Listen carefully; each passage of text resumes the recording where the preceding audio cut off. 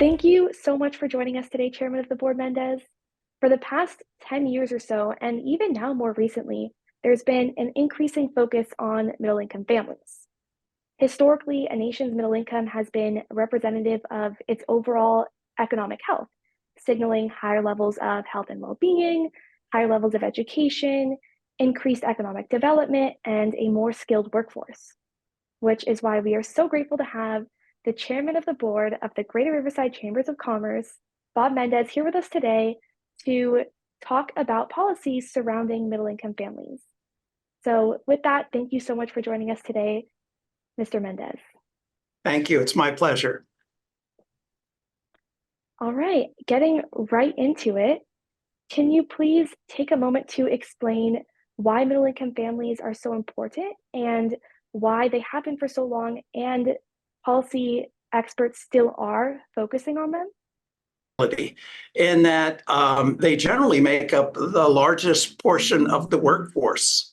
So they can provide a steady stream of local income and taxes as well.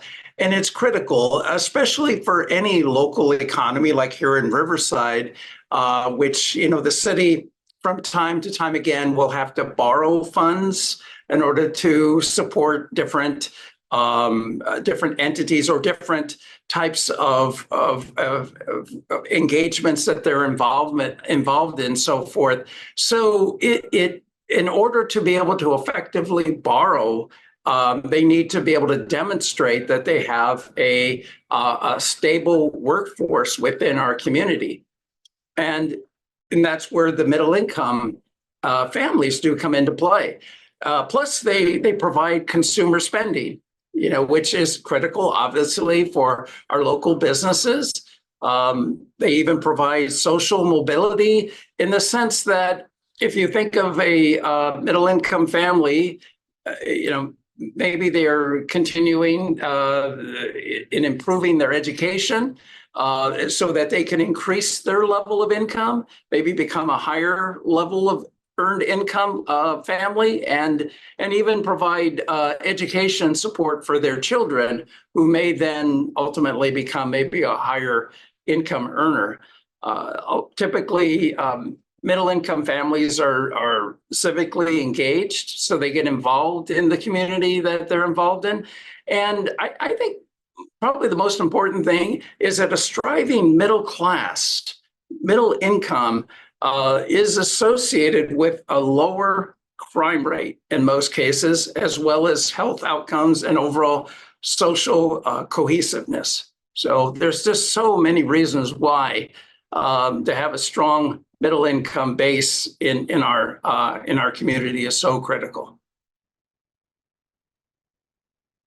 Thank you.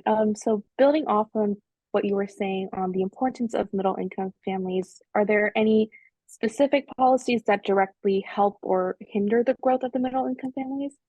Yeah, that's a good question. There are so many that actually both help and hinder the middle income families. First, I would say in the area of helping middle income families, it's critical to have affordable education, affordable higher education to be more specific.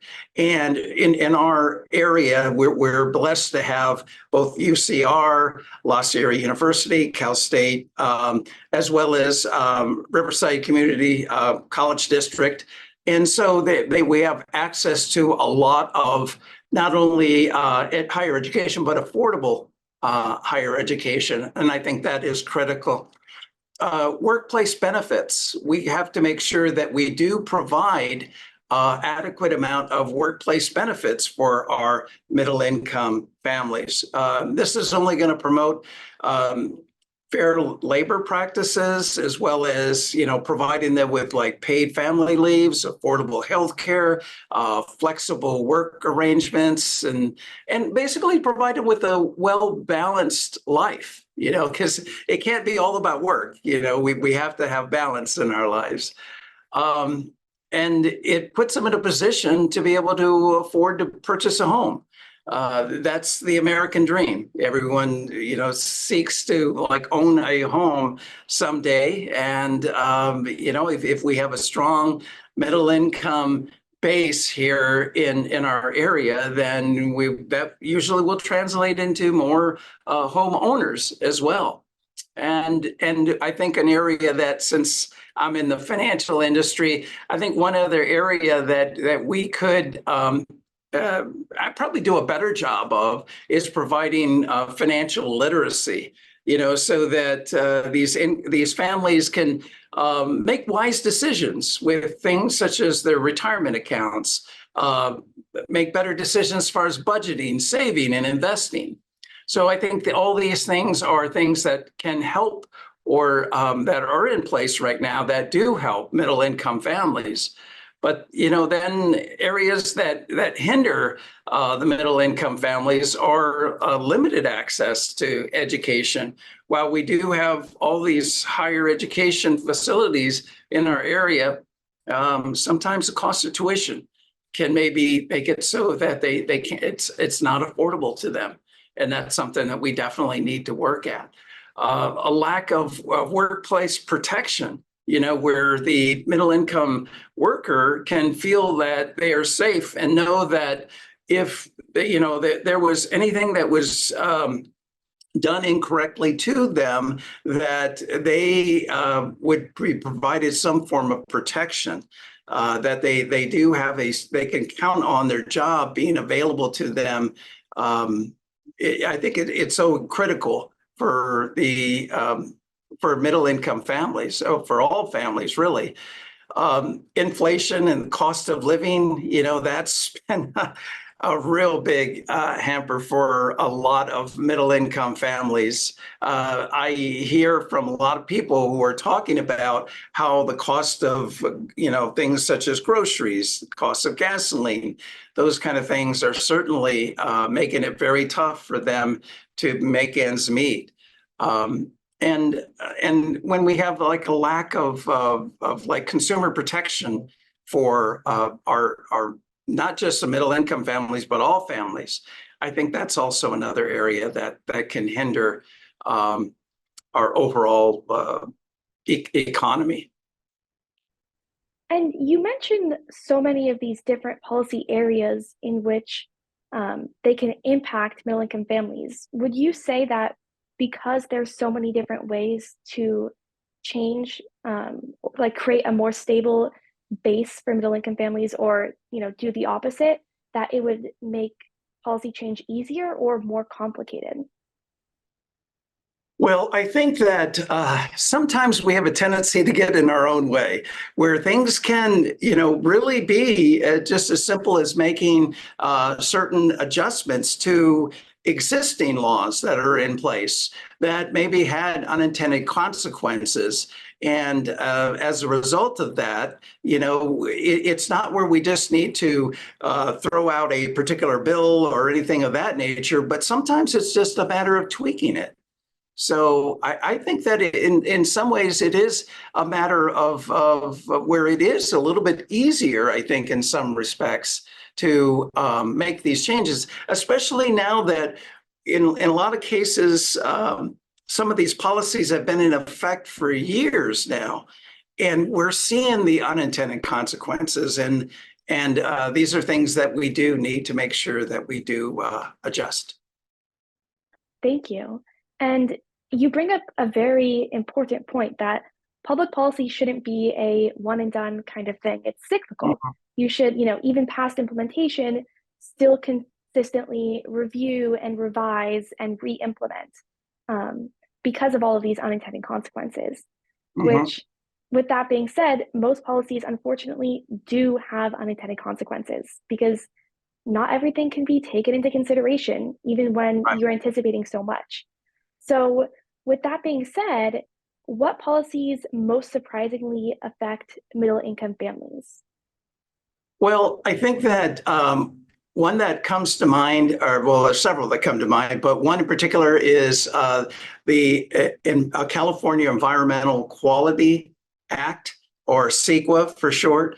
So the intent of CEQA, which was, I think, passed back in 1970, I believe, the whole purpose of it was to basically protect our environment in a nutshell, which, my wife and I, we're avid hikers. So we really enjoy the fact that California, our state, is just so beautiful. And there's just so many places to go and hike that, and it just looks like, even though, you think of California, you think of it all the hustle and bustle, but sometimes when you go to these places that you can hike, it just looks like you've stepped into a whole different world.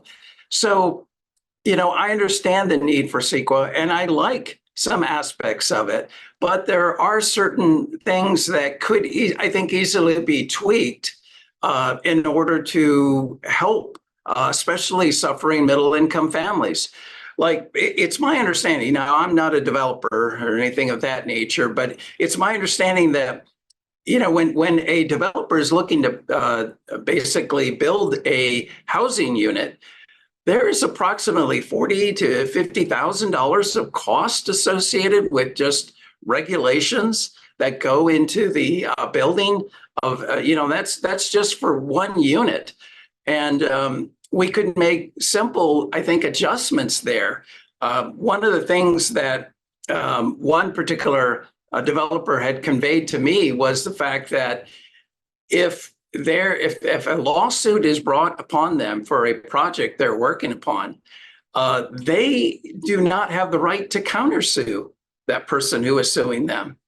Now, don't get me wrong, if there's a bad actor out there, that individual should be sued and they should be held accountable, especially if they're not following all the rules and regulations. But as we know, sometimes we're in a state, unfortunately, where there's a lot of frivolous lawsuits. So these frivolous lawsuits are brought upon these developers, and the only thing the developer can do is just defend themselves at the cost of whatever it takes, their attorney costs and so forth, and they have no way of recouping that cost. So they can't countersue the individual. So I think if we could just make some little tweaks like that, that would help. It would keep the people who are just out there trying to launch these frivolous lawsuits against developers, but yet have still the means by which, if there are bad actors out there, they can be held accountable for that. Another one that I'm thinking of is the SB1, which is the Road and Repair Accountability Act. This is the one where we're seeing July 1st of every year, we have an increase in our gasoline tax. Now, I understand there's the need for our infrastructure. California does need to improve its infrastructure. But I don't think that when this was passed, they had thought that gasoline prices were going to move up as much as they have. And that is like a huge blow to middle income families.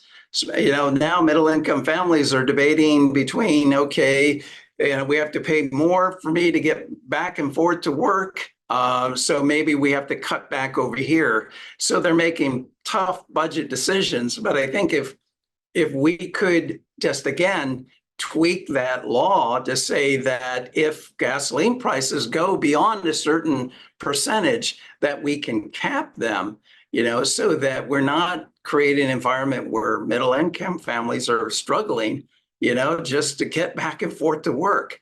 I mean, it's really tough out there for them.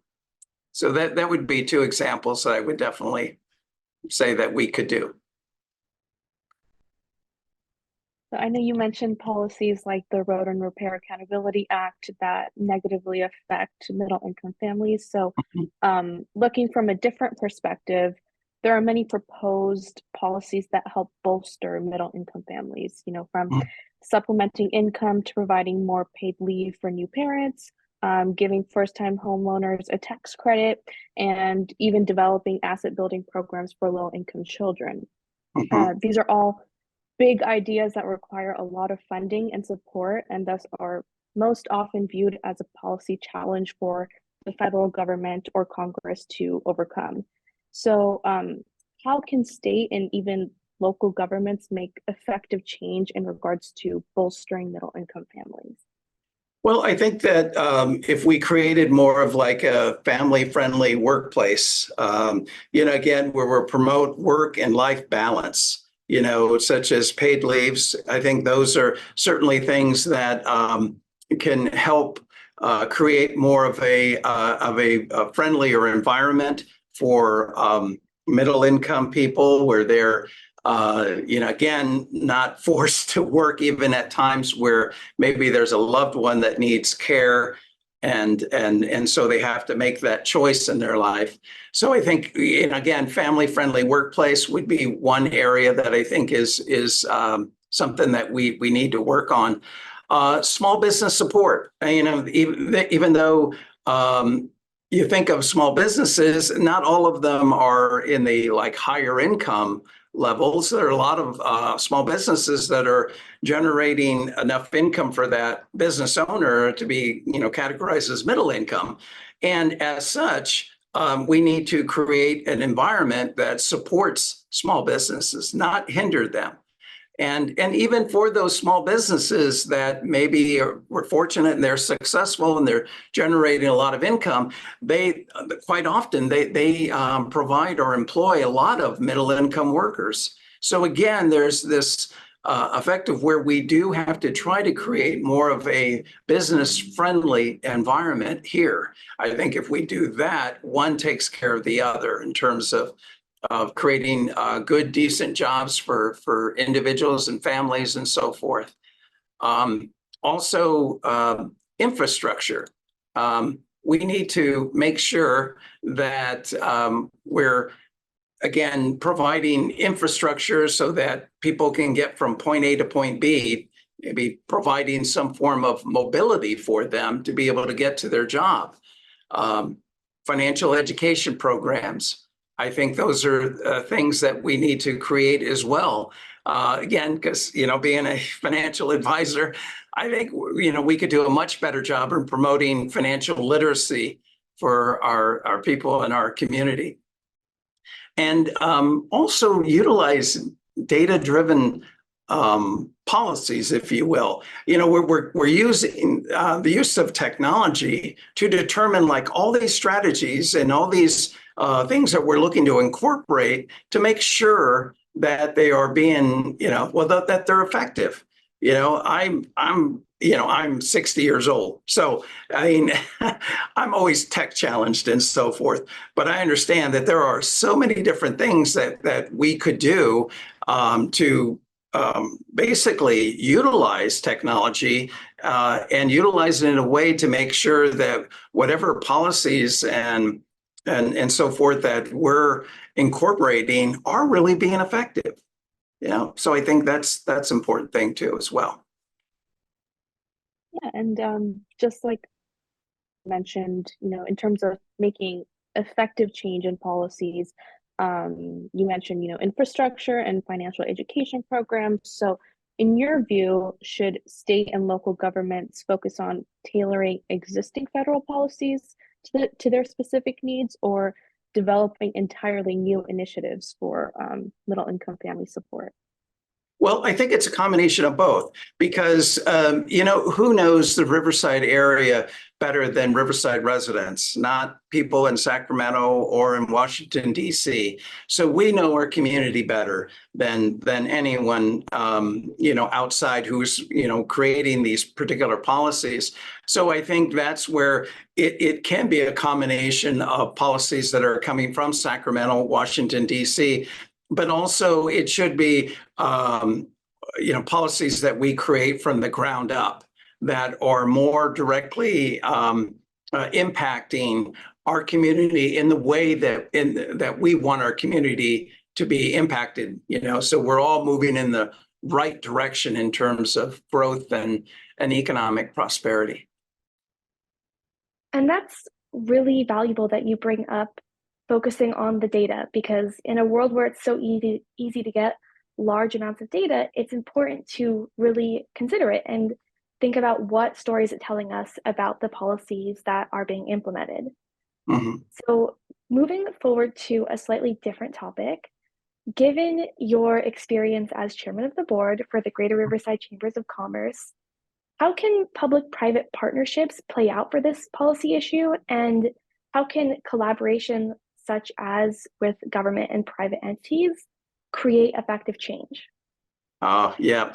I always say it comes down to three things, and it's jobs, jobs, and jobs. We really need to come together, in terms of being able to all move in the right direction to produce good paying jobs for individuals.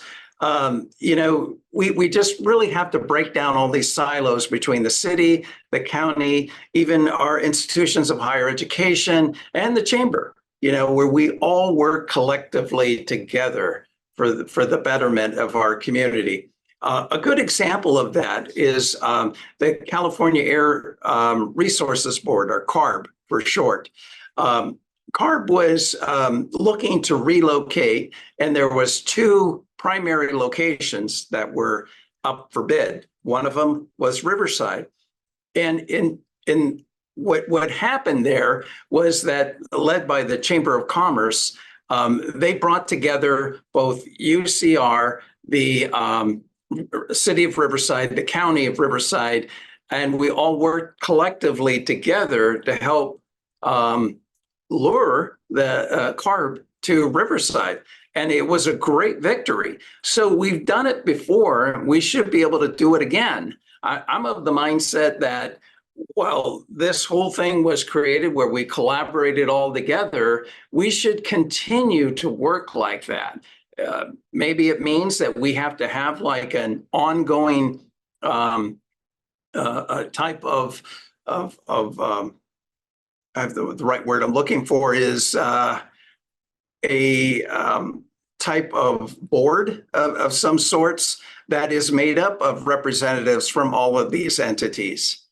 And we're constantly looking for opportunities out there, because they're out there and we need to be in the forefront. We need to tell our story here in Riverside, how we've got a city that's made up of 50,000 students of higher education. We have CARB here. So we're leading the way in terms of in the environment and so forth.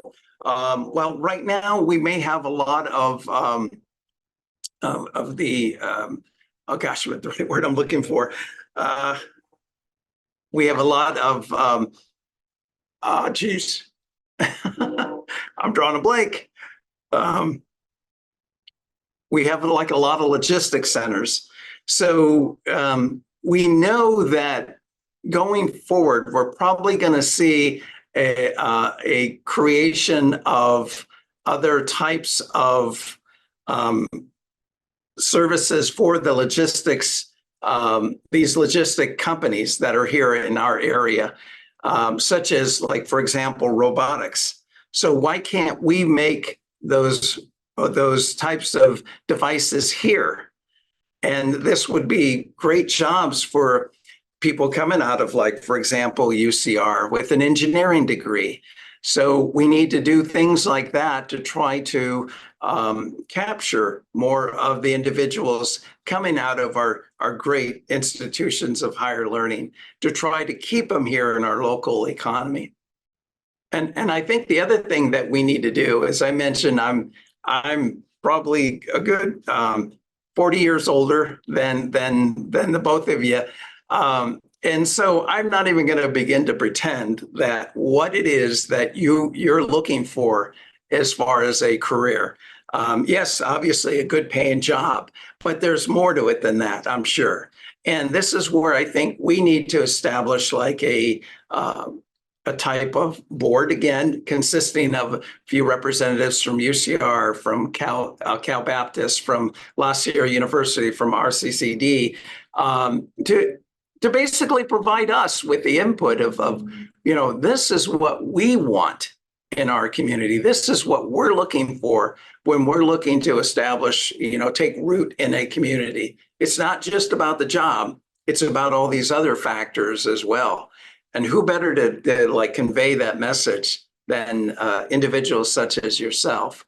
So I think these are the kind of things that we need to do, is we need to break down all the barriers between the city, the county, the chamber and so forth, and all work collectively together.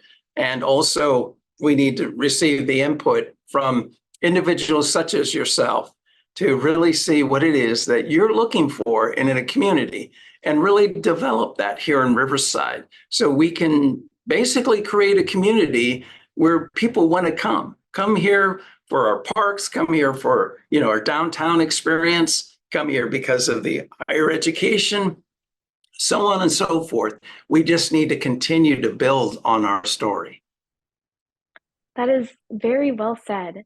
And it kind of ties into a little bit of what you were saying earlier, how you were mentioning policies that talk about job retention, and now you were discussing policies that foster job growth.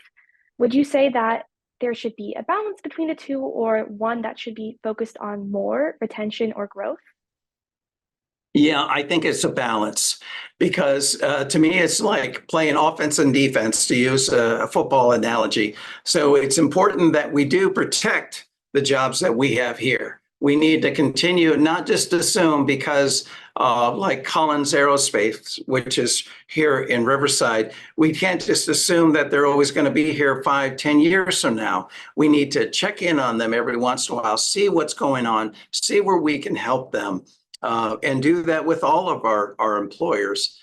And that's a form of defense, making sure that they stay here, and then play that form of offense of where we're going out, trying to capture more jobs like Collins Aerospace that, provide great paying jobs for, individuals, especially individuals graduating from institutions such as yours. And I think that that's a great place to end. This balance that you describe between reducing barriers to middle-income families to prosper and thrive, while acknowledging and fixing these unintended consequences in existing policies, can be so impactful because you can maximize your effort focusing on tweaking well-intentioned policies like CEQA to have less unintended consequences, and then focusing efforts on building up policies that haven't already been created, or policies that focus on issues that haven't already been addressed. And I think that that's why it's so important to have partners like the Greater Riverside Chambers of Commerce advocating and supporting and being the voice for not only the workforce, but also businesses and the community. So with that, thank you so much for joining us today, Chairman of the Board Mendez. It truly has been an honor to speak with you, and we really appreciate you sharing your insights with us. Well, the pleasure's been all mine. I feel honored that you've asked me to participate in this. So thank you.